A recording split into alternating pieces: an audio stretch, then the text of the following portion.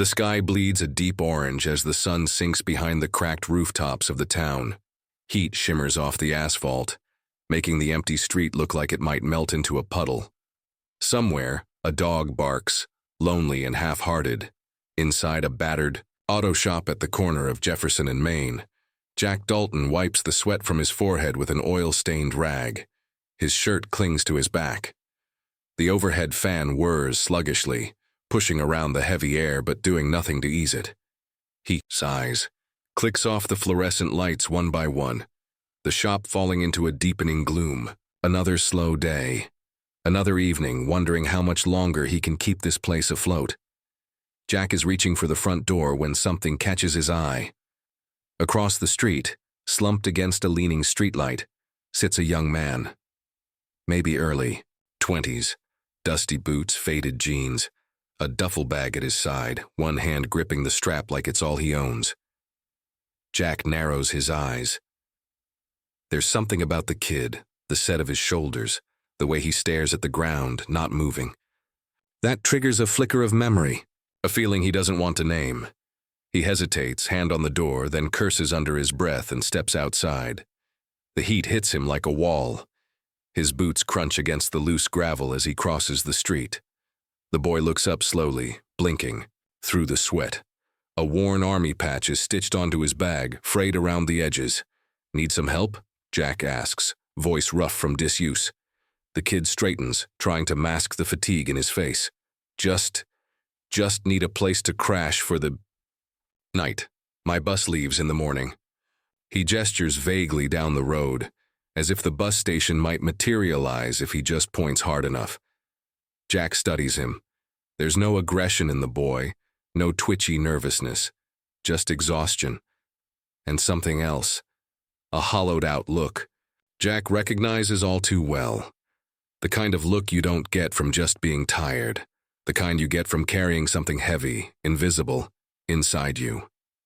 For a long moment, Jack says nothing.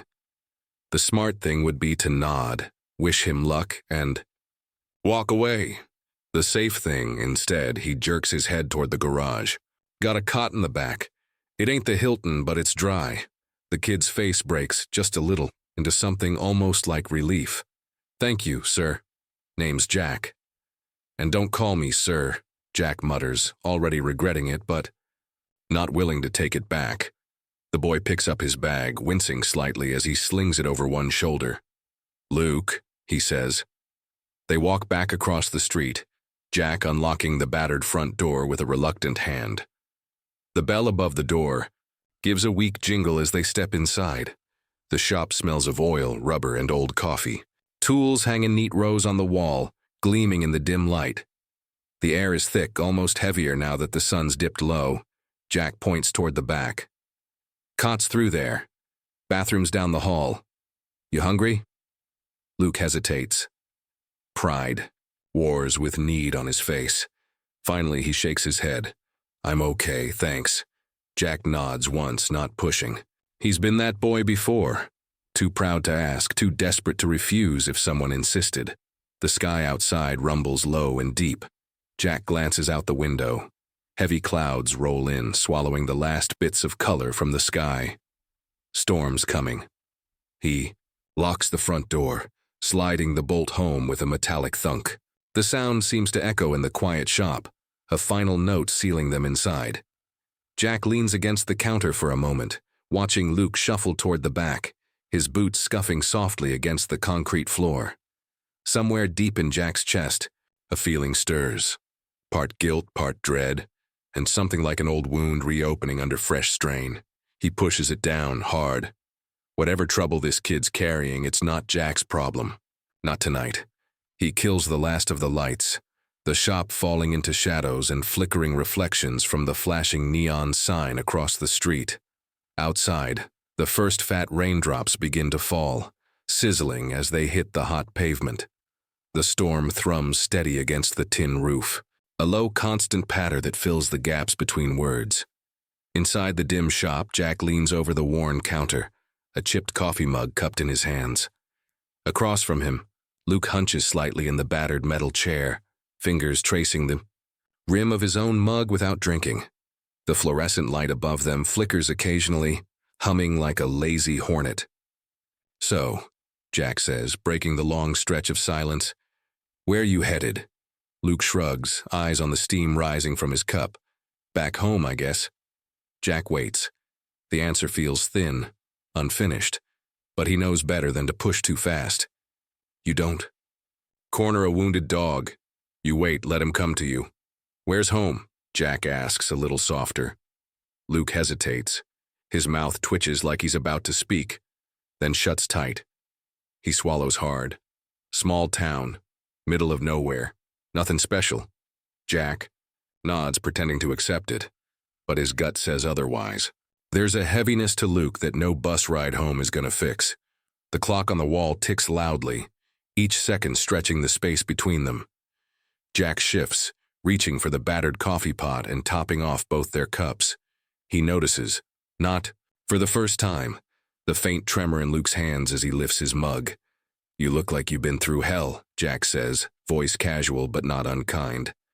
Luke chuckles, a short, bitter sound. He scrubs a hand over his face, dragging the weariness down with him. "You could say that," he mutters. Then, after a pause, almost too quiet to hear, "Some stuff you just wish you could forget, you know." Jack leans back in his chair, heart twisting unexpectedly. He knows that feeling too well. Faces that come back in the dark. Screams that don't fade even when you wake up. He thinks about the army patch on Luke's bag, the way the kid flinched when thunder cracked outside. Jack considers saying something. A word, a gesture. But the words dry up in his mouth. Some wounds you don't poke at unless you're ready to clean them out.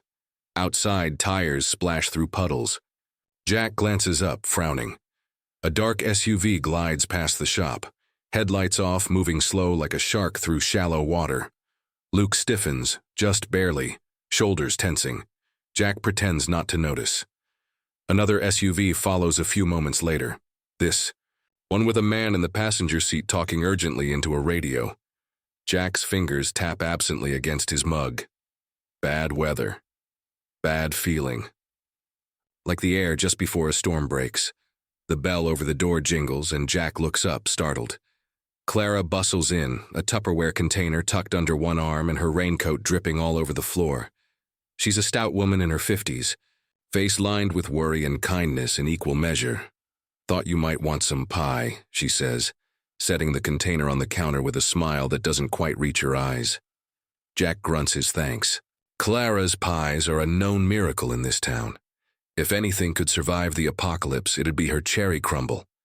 But Clara lingers, glancing at Luke curiously before leaning in close to Jack. "You hear what's going on downtown, Jale?" Whispers. Jack shakes his head.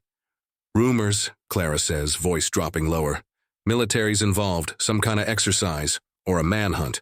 Folks are saying they blocked off half the old mill road." Jack frowns. "That right?" Clara nods. "No one's saying much. Cops are jumpy. Whole town feels off." She glances again at Luke, curiosity flickering but says nothing. Jack forces a chuckle. "Probably just some training thing. You know how they are." Clara doesn't look convinced. The rain drums harder against the roof, rattling the loose windows. "Just be careful, Jack," she says. "Strange times." She waves goodbye, giving Luke a small, polite smile before disappearing back into the rain. The door swings closed behind her with a hollow thud. Jack watches the street a moment longer, heart gnawing with unease.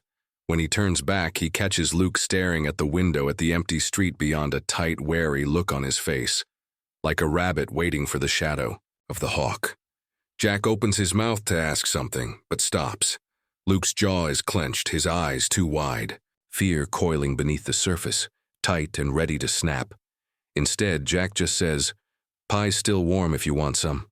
Luke gives a thin, grateful smile, the tension in his shoulders easing, but not disappearing. As they sit quietly, sharing pie in silence, the storm rages on outside. And somewhere in the distance, sirens wail. Long and low, the storm drags into the early hours, tapering off to a misty drizzle. Jack stirs from a light, restless sleep on the battered couch in his office. His ears pick up a faint, unnatural boots crunching gravel outside, a steady rhythm, organized. Blinking against the gloom, he pushes himself upright, joints stiff with age and worry. The dim glow of the streetlights barely filters through the dirty blinds. Carefully, Jack parts two slats with his fingers. Outside, figures move through the fog. Soldiers. Not police, not rent-a-cops. Real military personnel. Helmets. Rifles slung tight against their bodies. They're setting up portable perimeter lights, their beams slicing through the mist like searchlights at a prison break. Jack's stomach knots. He pulls away from the window slowly, mind racing. His boots feel too loud against the worn floorboards. As he steps toward the back room, the door is cracked open. He pushes it gently. Luke sits on the edge of the old army cot, fully clothed, laces tied, backpack clutched tight between his knees. His face is pale, drawn tight with fear. Eyes wide, staring at nothing. "You seeing this?" Jack asks, voice low but sharp. Luke doesn't answer. Jack crosses the room in 3 strides, grabs Luke by the shoulder, firm but not rough. Forces him to meet his gaze. "Kid, what the hell's going on?" Luke swallows, his throat bobs, dry and desperate. For a moment, Jack thinks he won't answer. Then Luke whispers, barely audible, "I'm AWOL." The words hang there, heavy and ugly. Jack reels back like he's been struck. His hand falls away. "You're what?" Luke stares at the floor, shame carving, deep lines into his young face. "I couldn't," he chokes, breath hitching. "I couldn't go back after what I saw, after what they did." Jack opens his mouth, but the words don't come. He thinks about the patches sewn onto Luke's bag, the exhaustion in his bones, the 1,000-yard stare. He thinks about the nights he used to sit just like this, boots on, ready to run. When the guilt got too loud to bear, still the anger bubbles up fast, hotter than he expects. "You lied to me," Jack says, voice sharp. Luke flinches like he's been slapped. "I didn't lie," he says hoarsely. I didn't know how to say it." Jack paces a few steps, rubbing the back of his neck. Out on the street, engines rumble. Heavy trucks rolling into place. A low voice barks orders through a megaphone. Flashlights sweep doorways and alleys. The net is closing. "They're not just doing some drill," Jack mutters, mostly to himself. "They're here for you." Luke looks up at him then, really looks, eyes shining wet in the gloom. "I didn't mean to drag you into this," he says, voice breaking. "I was just tired. I just wanted a place to rest, just for a night." Jack stops pacing, chest heaving. He sees 2 paths in front of him. Turn Luke over, or you don't, and the weight of that choice presses down harder than any rifle ever did. He thinks of Clara, of the good people in this town who trust him. He thinks of the rules he used to believe in, before he learned how fragile they were. He thinks of a younger version of himself, standing at a crossroads, too scared to speak up, too scared to run. Outside, headlights sweep across the shop's rusted windows. Voices get louder, commands sharper. "We have to move," Jack says suddenly, surprising even himself. Luke blinks. "What?" "If we stay here, they're gonna tear this place apart," Jack says. "And I'm not looking to spend my retirement in a federal prison." Luke rises to his feet, bag clutched to his chest like a lifeline. "But no buts," Jack snaps. "You trust me?" Luke hesitates, then gives a shaky nod. Jack grabs his keys from the counter, heart pounding. The rain starts again, thin and cold, tapping against the tin roof like ticking clocks. Time running out. "Stay close," Jack mutters. He checks. The side door, the one that opens into the narrow alley behind the shop. The soldiers are still fanning out up front, lights and movement everywhere. Jack sucks in a breath, muscles tense, and eases the door open. Beyond, the night yawns wide and wet. They slip out into the darkness, 2 battered souls trying to outrun the storm one more time. The rain comes harder, now drumming against the metal awnings as Jack and Luke slip back into the shop through the side alley. Their clothes cling to them, soaked and heavy, breathing ragged in the cold air. Jack bolts the door behind them, chest heaving, mind racing. Through the dirty front windows, he can already see soldiers moving door to door, flashlights slicing. Through the night, they don't have much time. Jack turns to Luke, who stands frozen in the middle of the shop, looking like a cornered animal. "You can't run," Jack hisses. "They'll spot you before you make it 10 feet. Luke shakes his head violently, water flicking off his hair. "I can't get caught," he gasps. "You don't understand. I have to disappear." Jack grabs his arm, voice low and fierce. "Listen to me. You'll be safer if you hide. I know a place." Luke stares at him wide-eyed, trembling.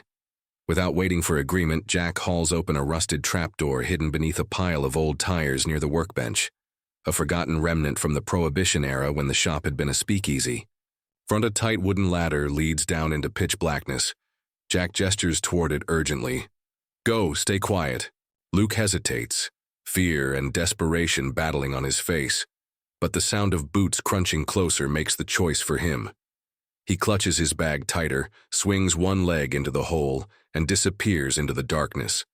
Jack slams the trapdoor shut just as fists hammer against the front door. "Open up!" "Military police!" Jack wipes a shaking hand down his face, forcing himself into a casual slouch as he stumbles toward the entrance, grumbling under his breath like any tired old mechanic roused from sleep. But just before his fingers touch the deadbolt, he hears it. A quiet, desperate whisper from below. Jack, he freezes, another knock, louder, impatient. "Open up or we'll force entry." Jack's heart pounds so loud it drowns out the rain. He ducks back to the trapdoor, lifts it just a crack. Luke's face swims up at him, pale and wild. "I have something," Luke breathes, frantic. "It's why they're after me." He tugs off his right boot, fumbling clumsily inside. From the lining, he pulls a tiny battered flash drive, no bigger than a thumbnail, and holds it up like it's burning his skin. Jack stares. They covered it up," Luke stammers.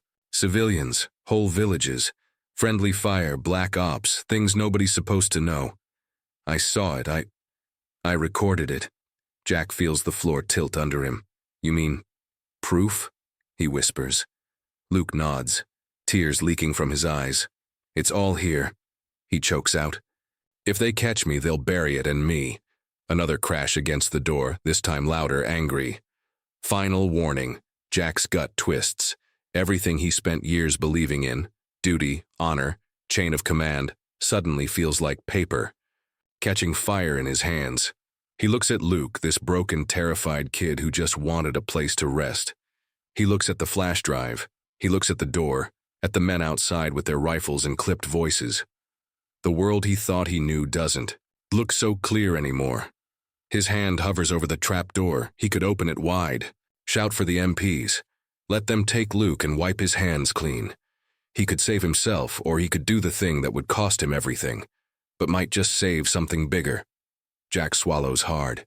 His voice shakes when he speaks. But he means every word. "Stay down there," he murmurs. "No matter what happens."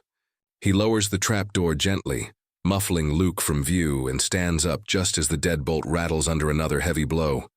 The rain beats harder against the glass. Jack wipes his face once, sets his jaw and strides toward the door. His hand wraps around the handle. Steady now. He yanks it open and meets the cold, suspicious eyes of a soldier aiming a rifle straight at his chest. The doorway floods with harsh white light as Jack squints into the rain, heart hammering against his ribs. 3. Soldiers in tactical gear step inside, weapons lowered but ready, rainwater dripping from their helmets. Behind them, a man in an officer's uniform, older, grizzled, eyes like cold steel, sweeps the room with a practiced gaze.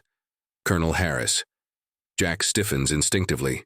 The man radiates authority, the kind Jack once respected without question.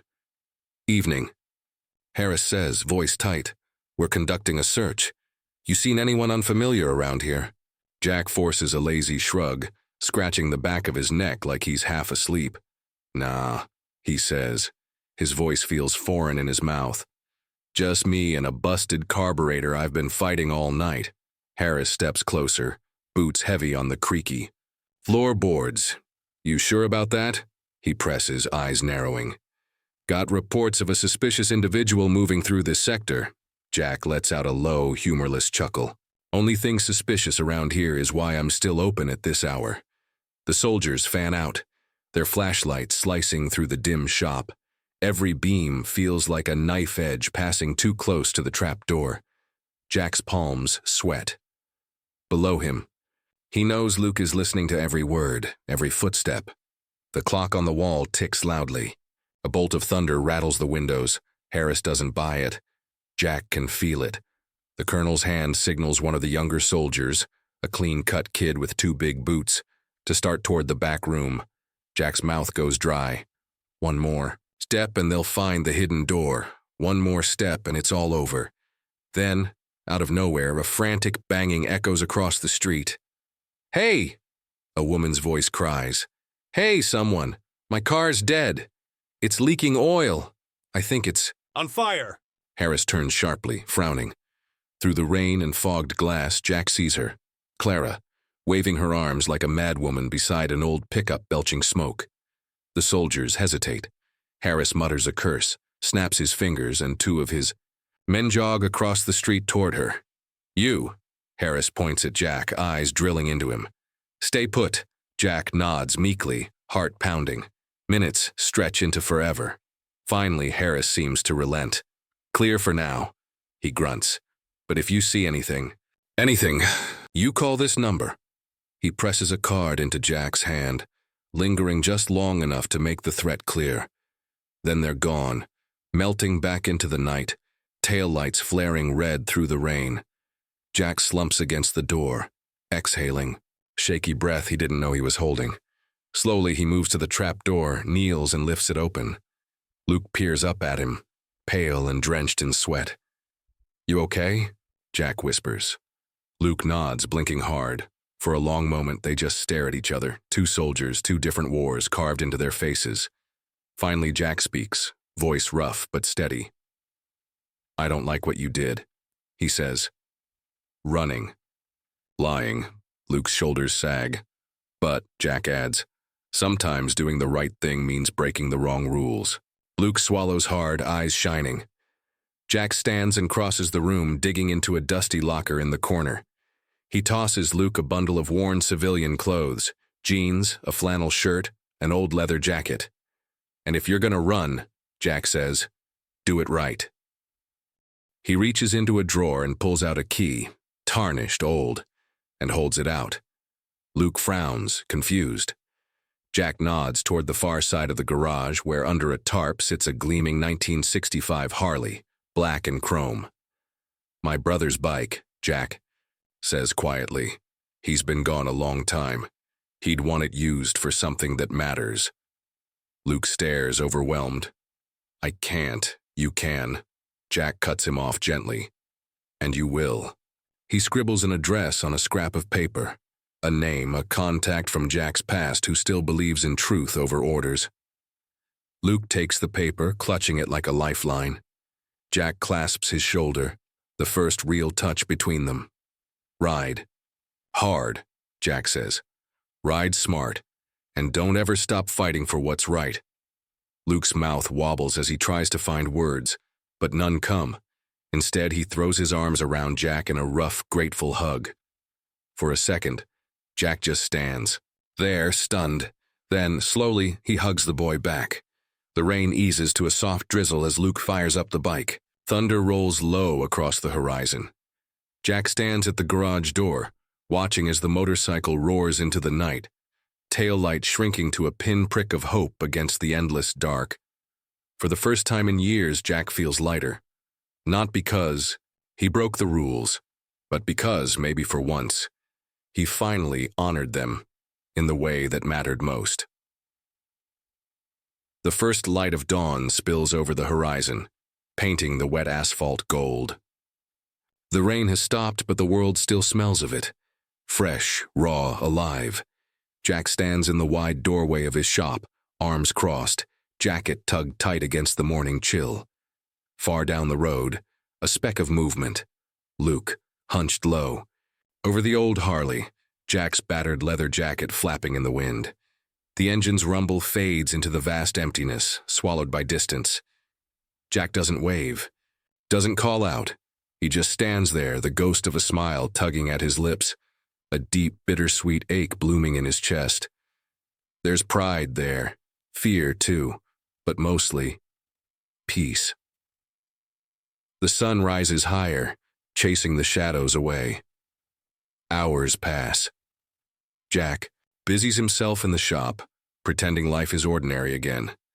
Tightening bolts, wiping down counters that don't need wiping, keeping his hands busy so his mind doesn't wander. The faint crunch of tires on gravel pulls him up short. Out. Front. 3 blacked-out military SUVs roll to a stop, dust swirling around them like mist. The door swings open with a soft jingle. Colonel Harris steps in first, helmet under one arm, a grim set to his jaw. Behind him, soldiers spread out again. Slower, this time more methodical. Jack sets down his wrench, wiping grease from his fingers onto an already filthy rag. He doesn't flinch, doesn't move. "Morning," he says casually, as if Harris were just another customer needing a new fan belt. Harris's eyes flick around the shop, sharp and searching. "You see anyone unusual pass through here after we left?" he asks, voice clipped. Jack lets the silence stretch for a beat too long, then he shakes his head once, slow and certain. "Nope," he says. "Just me, Clara, and a lot of broken parts." Harris steps closer, close enough that Jack can see the deep lines etched into the man's face. A lifetime of giving orders, of trusting no one. "You'd tell me if you had, Harris," says. Jack shrugs. "Guess it depends on who's asking and why." A flicker of something, suspicion, maybe respect, crosses Harris's face. The clock on the wall ticks loudly. Finally, Harris exhales, slow and grudging. "Be careful who you protect," he says under his breath. "Not everyone's worth it." With that, he turns and signals his men. They file out without another word, leaving the door swinging gently in their wake. Jack watches them go, feeling the tension in his body unwind by degrees. Not gone, but manageable. Behind him, the bell above the service counter jingles again. Clara steps in, carrying 2 steaming paper cups of coffee, her eyes wide with quiet worry. "They buy it?" she asks softly, handing him a cup. Jack takes it, the warmth seeping into his cold, calloused fingers. "For now," he mutters. They stand there for a moment, sipping in silence. Then Jack lets out a slow breath and says, almost to himself, "Sometimes fixing people's messes is harder than fixing their cars." Clara chuckles under her breath, but there's a heaviness behind it. She leans against the counter, watching him with a mix of admiration and concern. "You did the right thing," she says simply. Jack doesn't answer right away. Instead, he looks out at the endless road stretching beyond the shop, the morning sun gleaming off puddles like scattered mirrors. Somewhere out there, a scared kid with a battered leather jacket is riding toward something better. Toward truth. Jack lifts his coffee in a small, private salute. To lost causes, to second chances, to doing what's right, even when it costs you everything. The world outside buzzes back to life. Birds chattering, a truck rumbling past on the highway. But inside the garage there's a sacred kind of stillness. And in Jack's chest, beneath the scars and regrets and years of service, something stirs. Not hope exactly. Something older, stronger. Faith. Faith that maybe, just maybe, the fight was worth it. The world softens under the golden light of late afternoon. The old garage hums quietly. The slow tick of the overhead clock. The faint creak of rusted metal signs swaying in the breeze. A crow caws somewhere in the distance, cutting through the stillness. Inside, Jack leans against the doorway, arms folded, gazing out at the open road. A deep, worn-in silence fills the space around him, the kind that settles when a storm has passed but left its mark. The camera drifts upward, beginning its slow pullback. Jack's voice, a rough, steady, breaks the quiet, weaving into the air like a memory.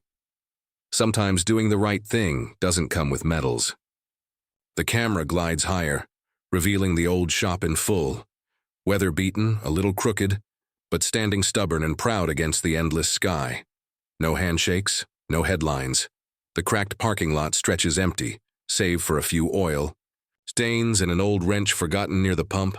Sometimes it costs you everything you have. A distant car hums along the highway, a small speck heading toward somewhere else, somewhere freer maybe. Jack takes a sip from his battered coffee cup, the steam swirling up and vanishing into the cooling air. But if you can close your eyes at the end of the day, the shot keeps pulling back. Now the whole town is visible, tiny, quiet, ordinary. A place most people would drive past without a second thought. And your heart's still clean. Jack sets the coffee down gently on the counter. Maybe that's enough. The final frame lingers on the garage. Small, worn, but unbroken. A stubborn little outpost of honesty in a world too willing to forget. The screen slowly fades to black. A few seconds of silence. Then, faintly, the soft, lonely rumble of a motorcycle engine echoes one last time before everything fades completely.